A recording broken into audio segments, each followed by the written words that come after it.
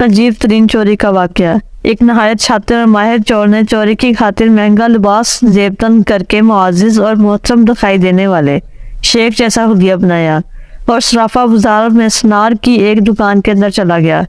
سنار نے جب اپنی دکان میں وضع قطع سے نہایت ہی رئیس اور محترم دکھائی دینے والے شیخ کو دیکھا جس کا نورانی چہرہ چمک رہا تھا، تو سنار کو ایسا لگا جیسے اس کی دکان کے بھاگ جاگ اٹھے ہوں۔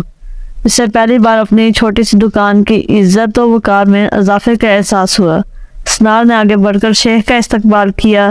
شیخ کے بہروپ میں چور نے کہا، آپ سے آج خریداری تو ضرور ہوگی، مگر اس سے پہلے بتائیں کیا آپ کے لیے ممکن ہے کہ آپ اپنی سخاوت سے ہمارے ساتھ مسجد بنانے میں حصہ ڈالیں؟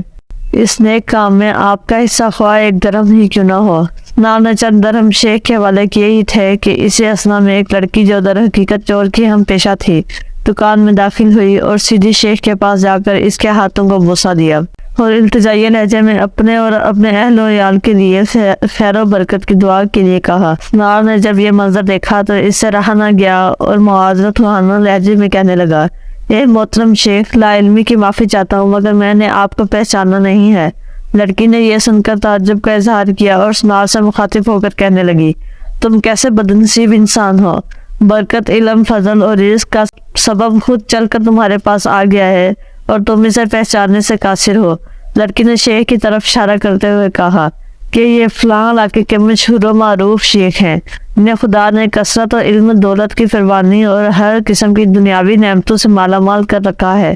انہیں انسانوں کے بھلے کے سوا کسی چیز کی حاجت نہیں ہے، لوگ ان کی ایک جھلک دیکھنے کے لیے بےتاب رہتے ہیں۔ سنار نے شیخ سے معافی مانگتے ہوئے کہا کہ شیخ صاحب، میں معافی کا طلبگار ہوں، میرا سارا وقت اس دکان میں گزرتا ہے اور باہر کی دنیا سے بے خبر رہتا ہوں، اس لیے اپنی جہالت کی وجہ سے آپ جیسے برگزیدہ ہستی کو نہ پہچان پایا۔ شیخ نے سنار سے کہا، کوئی بات نہیں، انسان خطا کا پتلا ہے، غلطی پر نادم ہونے والا شخص خدا کو بہت پسند ہے۔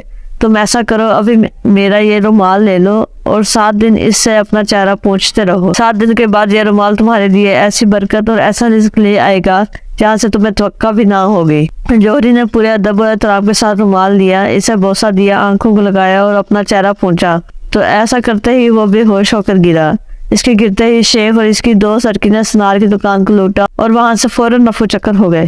اس واقعے کو جب 4 سال گزر گئے اور سنار رو دھو کر اپنا نقصان بھول چکا تھا تو 4 سال کے بعد پولیس کی وردی میں ملبوس 2 اہلکار سنار کی دکان پر آئے۔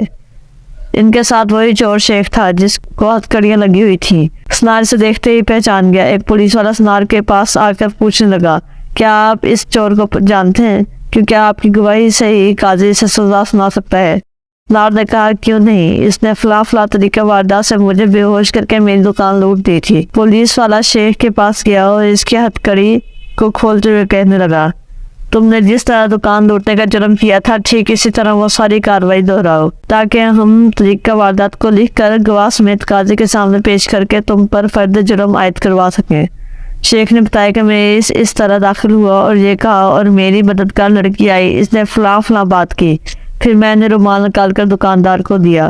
پولیس والے نے جیب سے ایک رومال نکال کر شیخ کو تھمایا۔ شیخ نے سنار کے پاس جا کر اسی طریقے سے اسے رومال پیش کیا تو پولیس والا سنار سے کہنے لگا، اب بالکل ٹھیک اس طریقے سے رومال کو چہرے پر پھیریں جیسے اس دن پھیرا تھا۔ سنار نے ایسا ہی کیا اور وہ پھر سے بے ہوش ہو گیا۔ شیخ نے اپنے دوستوں کی مدد سے دوبارہ دکان لوٹ لی جنہوں نے پولیس والوں کا بھیس بدل رکھا تھا۔ آج ہمارے ملک کا بالکل یہی حال ہے، ہر 4 سال بعد چور بھیس بدل کر ہمارے پاس آتا ہے اور چکنی چپڑی باتوں سے ملک اور عوام کا سامان لوٹ کر پتلی گلی سے نکل لیتا ہے۔ ہر دفعہ ایک نیا منظر، نیا لباس، نیا بہروپ، نئی شکل اور نیا حربہ جس سے عوام دھوکہ کھا کر اعتبار کرتی ہے اور آخر میں محافظ میں نکلتا وہی چور۔